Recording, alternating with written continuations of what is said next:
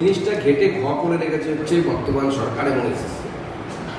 কোনো আদালতের নির্দেশ কিভাবে মানা হবে, কেন মানা হবে, কিভাবে মানা হবে, কোনো রকম গাইডলাইন কিছু নেই।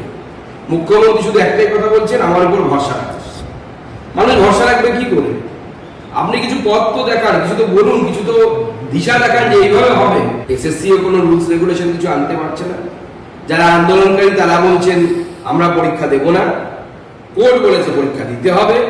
মুখ্যমন্ত্রী বলছেন আমরা বারবার কোর্টের কাছে ট্রায়াল করবো, আমরা রিঅ্যাপিল করবো, অ্যাপিল করবো, কিন্তু নিট ফল এখনো পর্যন্ত পুরোটা ধোঁয়াশা।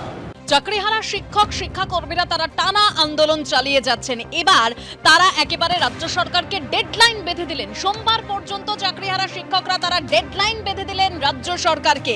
এখনো পর্যন্ত শিক্ষামন্ত্রী বা অন্য কোনো মন্ত্রী দেখা করেননি।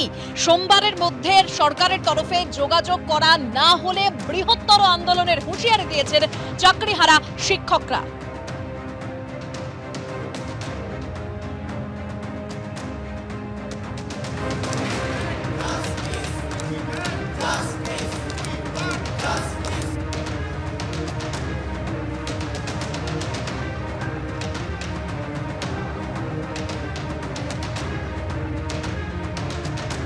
আজকে প্রায় 15 থেকে 16 দিন হয়ে গেল এডুকেশন মিনিস্টার এখনও আমাদের সঙ্গে দেখা করেননি, বা কোনো মিনিস্টারই আমাদের সঙ্গে এখনও পর্যন্ত দেখা করেননি। আজকে শনিবার, আমরা আগামী সোমবার অবধি দেখে নেব। আপনারা জানেন যে গত 15 তারিখে আমরা একটা বৃহত্তর আন্দোলন করেছিলাম। তারপর থেকে আমরা কিন্তু শান্তিপূর্ণ আন্দোলনই ধর্ণা দিয়ে যাচ্ছি। এখানে আমরা কিন্তু কোনো রকম আন্দোলনের কর্মসূচি রাখিনি।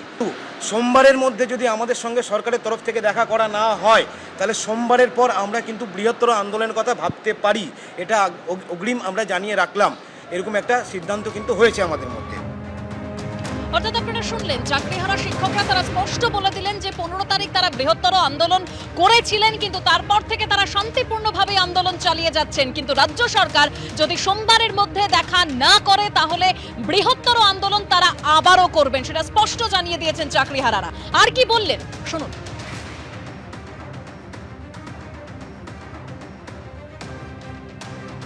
পরিস্থিতি এই যে আমরা বিচার বিভাগের কাছ থেকেও ন্যায় পাচ্ছি না, আমরা সরকারের কাছ থেকেও ন্যায় পাচ্ছি না। তাই আমরা ঠিক করেছি, এবার আমরা যারা আইন প্রণয়ন করেন, অর্থাৎ যারা এমপি আছেন, তাদের কাছে আমরা যাব, অ্যাপ্রোচ করব। কেন?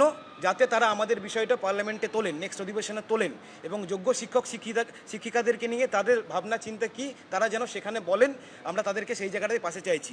আজ থেকে চিঠি দেওয়া শুরু করব, প্রত্যেককে, যত এমপি আছেন প্রত্যেককে চিঠি দেওয়া শুরু করব, এবং আমরা চাইবো যে তারা আমাদের হয়ে পার্লামেন্টে এই কথাগুলো তুলুক।